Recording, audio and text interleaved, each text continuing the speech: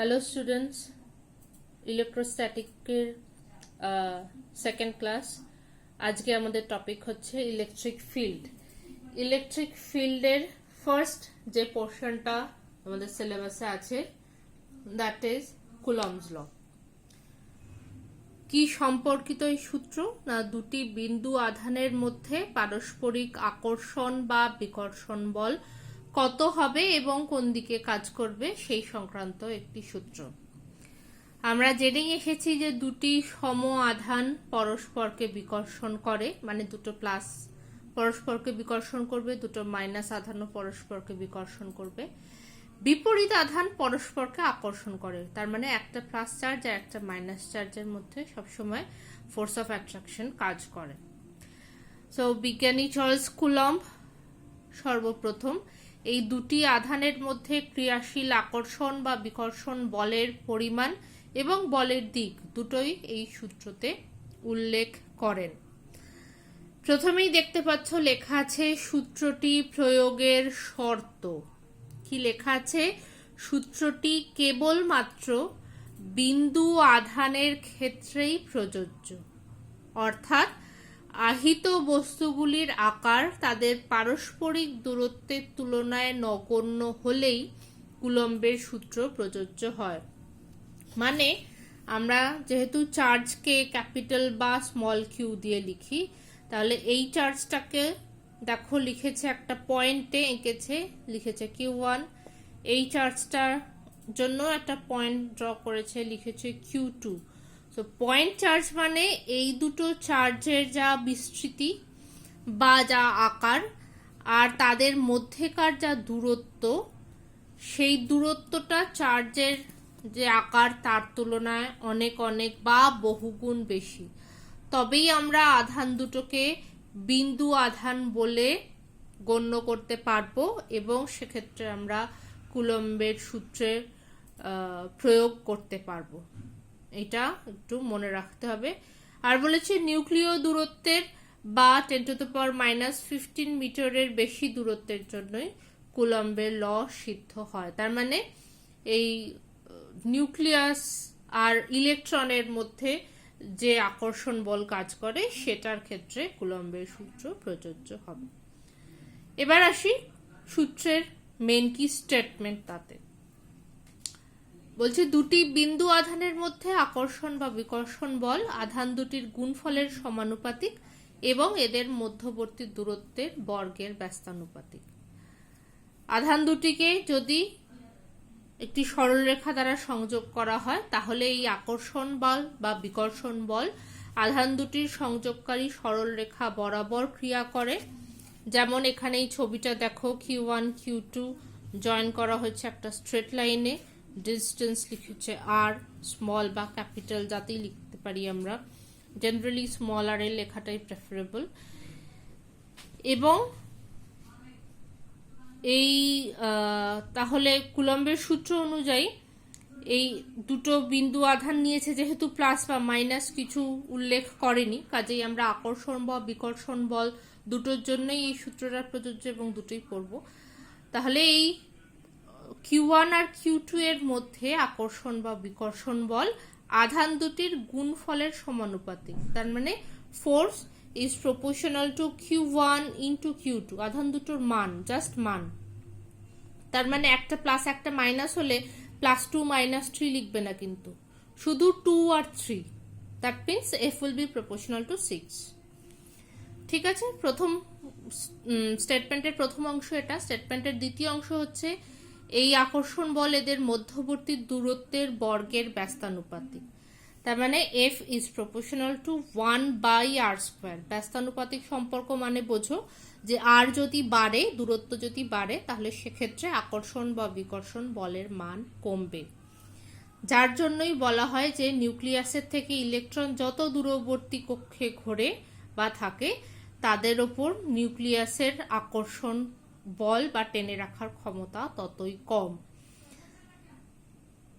আর এই আকর্ষণ বা বিকর্ষণ বল এই সরলরেখা বরাবর কাজ করবে। Q1 আর Q2 যেহেতু দুটো বিন্দুর মধ্যে সবসময় আমরা একটা সরলরেখা দিয়ে তাদের যোগ করতে পারি বা একটা সরলরেখা আঁকতে পারি।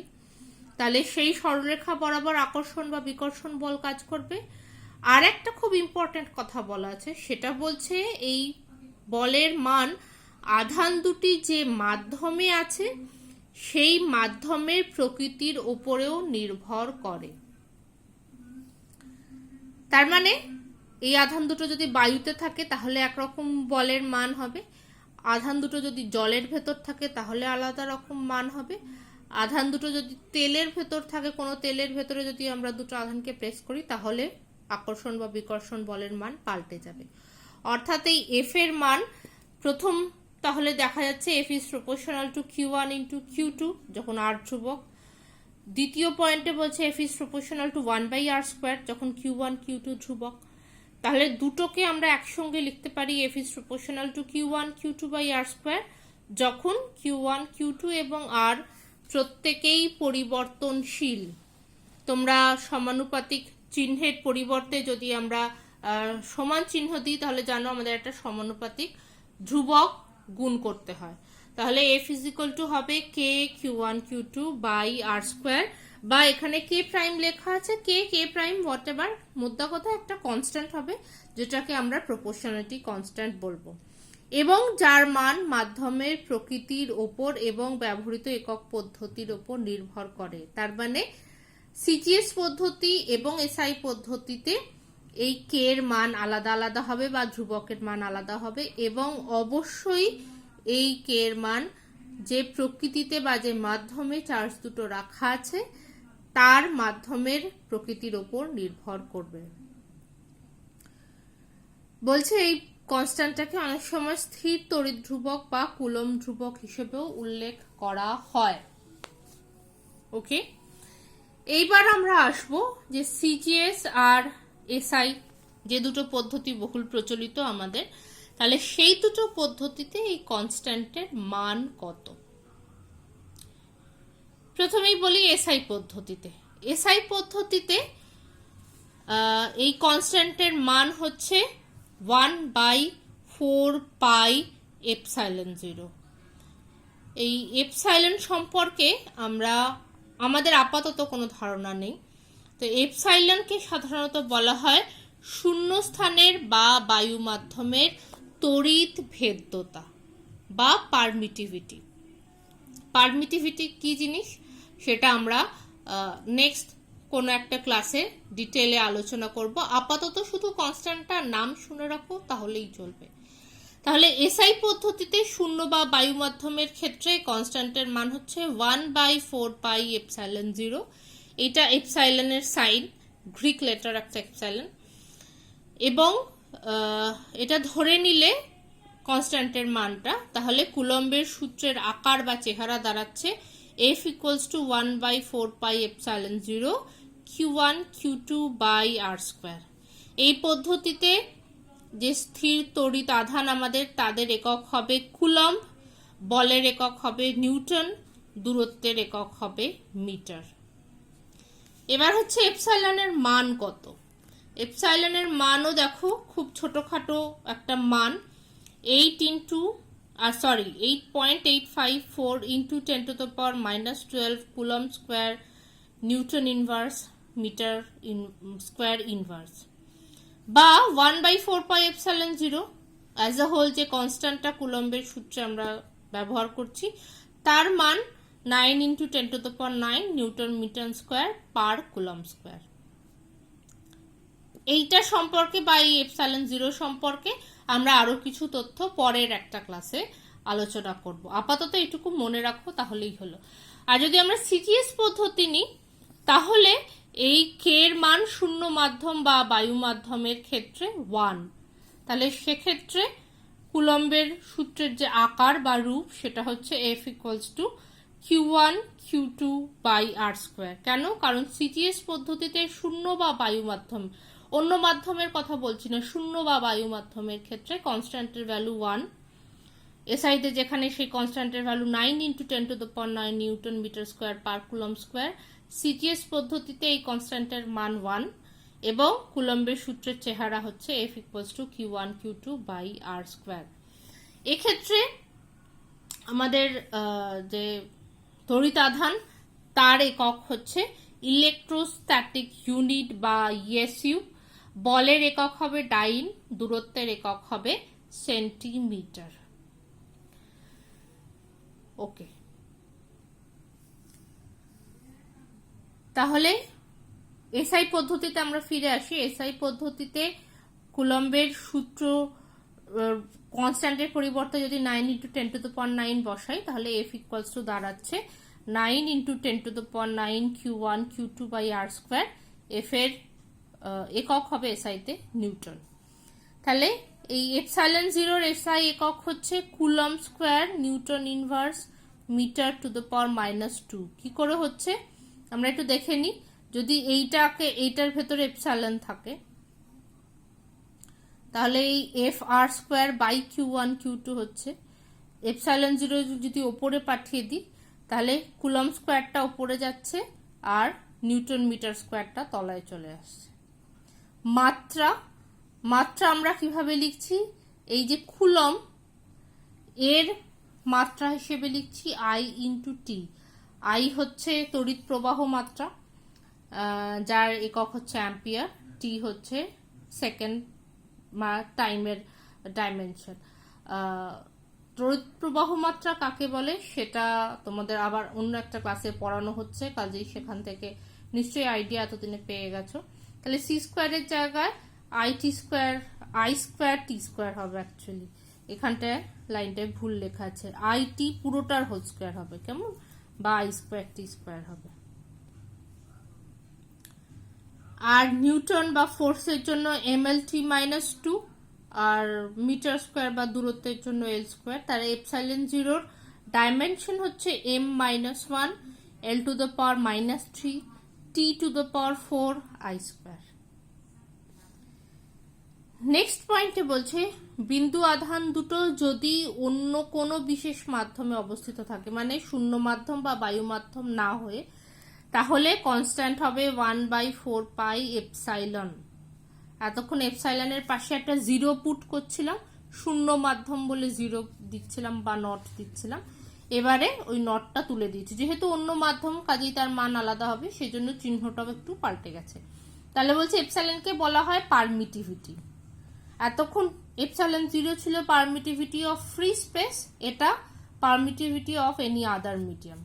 তাহলে এই এপসাইলন বা এই পারমিটিভিটি কাকে বলে, এবং তার সঙ্গে আর একটা টার্ম আছে ডাইইলেকট্রিক কনস্ট্যান্ট, এটা আমরা পরের ক্লাসের জন্য তুলে রাখলাম, অন্য একটা ক্লাসে পড়ব। আচ্ছা, এই অবধি কিন্তু আমরা ক্লাস 10-এও পড়েছিলাম। ক্লাস 10-এর আমাদের যে কারেন্ট ইলেকট্রিসিটি চ্যাপ্টার ছিল ফিজিক্যাল সায়েন্সে, তাতে কিন্তু কুলম্বের সূত্র এবং তার সিজিএস ইউনিটে বা এসআই ইউনিটে কিভাবে ফর্ম লেখা হয় সেটাও পড়েছিলাম।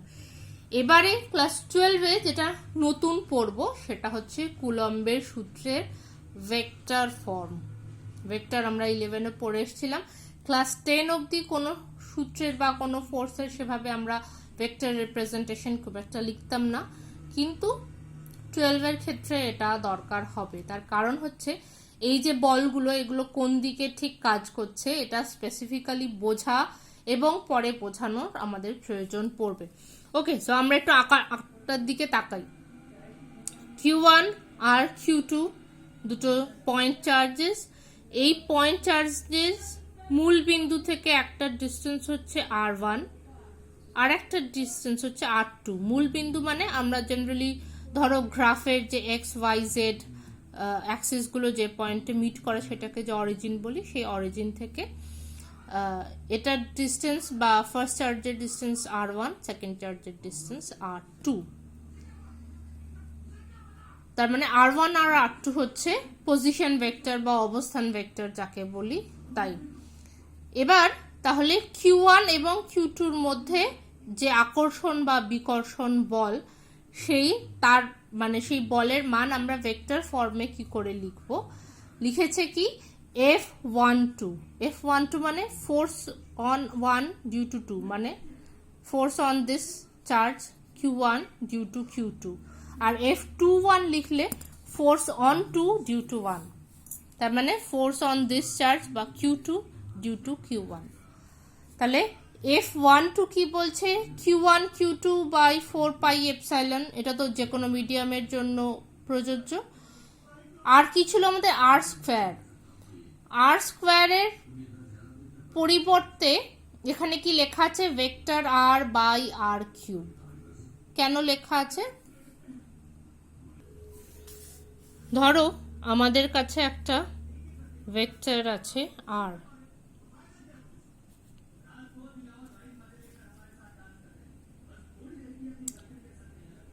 আর ভেক্টরকে আমরা মনে করে দেখো অ্যালং আর বা পজিশন ভেক্টর বিটুইন 2 পয়েন্টস, কারণ ওরা দুটো পয়েন্ট দিচ্ছে, একটা Q1 একটা Q2।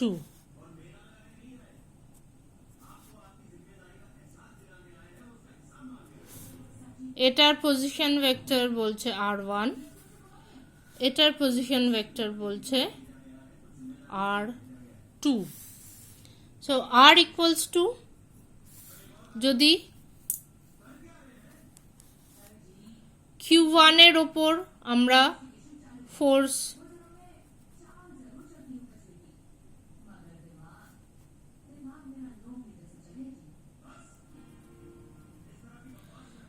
মাপতে চাই, তাহলে R equals to R2 minus R1,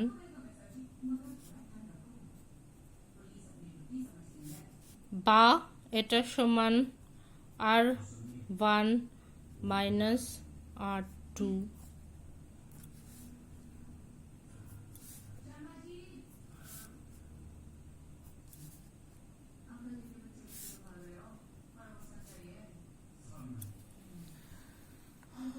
দুটোরই মডুলাস সেম হবে, তার কারণ হচ্ছে মডুলাস মান হচ্ছে শুধুই ভেক্টরের মান। এইখান থেকে এইখানে মাপলে ডিস্টেন্সটা 1 মিটার হোক, 2 মিটার হোক, 3 মিটার হোক, বা সেন্টিমিটারে হোক, বা 3.5 সেন্টিমিটার হোক, ডাজন্ট ম্যাটার। যদি আমরা Q1 এর জন্য ফোর্সকে লিখি F12, তার মানে ফোর্স অন 1 ডিউ টু 2, এটার জন্য F21। তাহলে যখন F12 লিখবো, তার মানে ফোর্স অন 1 ডিউ টু 2, তখন আমরা লিখবো R2 মাইনাস R1 ভেক্টর আর কে। আর যখন ফোর্স 21 লিখবো, মানে force of 2 on 2 due to 1, তখন লিখবো vector R1 minus R2। Basically দুটোরই মান এক। আরেকটা জিনিস আমরা একটু মনে করে নিই, কোনো একটা ভেক্টরের যদি আমরা ইউনিট ভেক্টর বার করতে চাই, ধরো আর বা এই আমাদের পজিশন ভেক্টর, এর ইউনিট ভেক্টর মিন্স হচ্ছে ভেক্টর আর বাই মড আর।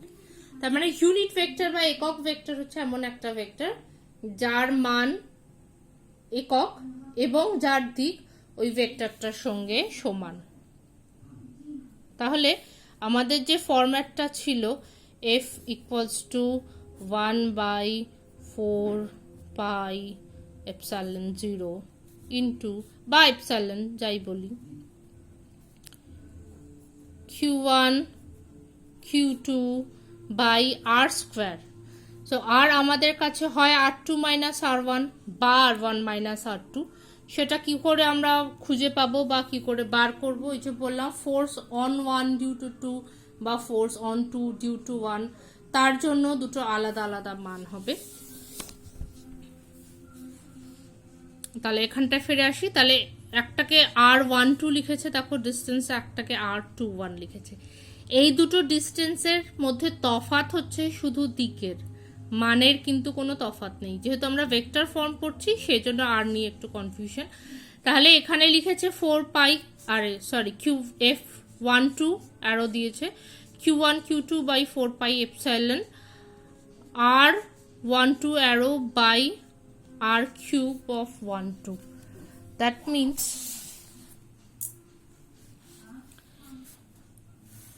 এটা ইকুয়ালস টু, তাহলে F12 অ্যারো দিয়েছি, তাহলে ফোর্স অন 1 ডিউ টু 2 হচ্ছে R2 মাইনাস R1, এটার স্কোয়ার ছিল। স্কোয়ারের পরিবর্তে কিউব লিখছি কেন, কারণ আমরা ইউনিট ভেক্টরকে vector r by mod r লিখতে চাই, তাহলে এখানে হচ্ছে r2 মাইনাস r1।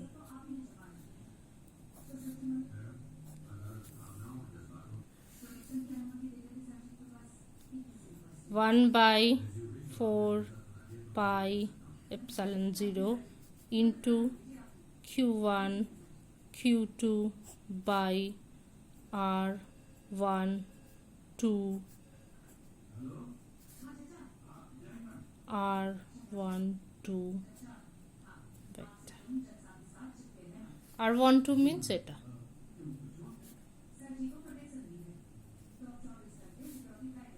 আর r21 মিন্স এটা, যাদের মডিউলাসটা সেম। তাহলে ডিফারেন্স কোথায়? r1 2 মিন্স r2 এটা ফাইনাল পজিশন মাইনাস এটা, আর r21 মানে হচ্ছে এটা ফাইনাল পজিশন, এটা ইনিশিয়াল পজিশন। এই হলো তফাৎ।